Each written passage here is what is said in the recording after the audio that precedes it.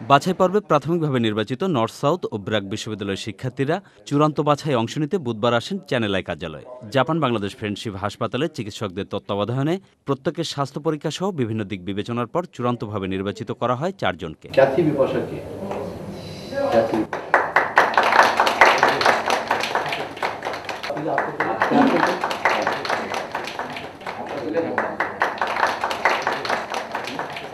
অন্যান্য তুলনায় ফিটনেসের জন্য ওরা ভালো, কাজের আগ্রহ, দের এভরিথিং ইজ ওকে।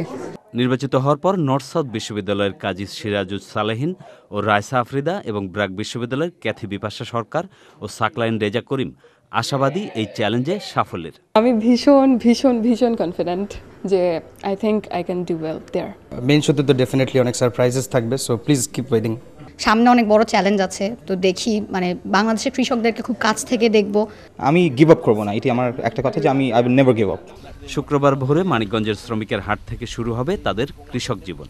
এ নিয়ে উৎসাহ ভরে অপেক্ষা করছে এলাকাবাসী। ওরা তো জানে না, কিন্তু জানতে হবে, বুঝতে হবে, সবারই দরকার। ইউনিভার্সিটি ছেলেপেলেরা আসতেছে, আমরা খুবই আনন্দিত। সুতরাং তারা দেখুক এবং বুঝুক যে কৃষিকাজ অত্যন্ত জটিল এবং কঠিন কাজ। এরা একদিন বাংলাদেশের বিভিন্ন স্থানে নেতৃত্ব দেবে, অবদান রাখবে। তারা এই জিনিসটা বুঝলে সমগ্র জাতিকে তারা বোঝাইতে পারবে। প্রত্যন্ত গ্রামের কৃষকের মাঠে আমন রোপণ কাজই নয়, তাদের দুদিনের কৃষক জীবন রূপ নেবে প্রতিযোগিতায়। সঞ্জয় চাকি, চ্যানেল আই, ঢাকা।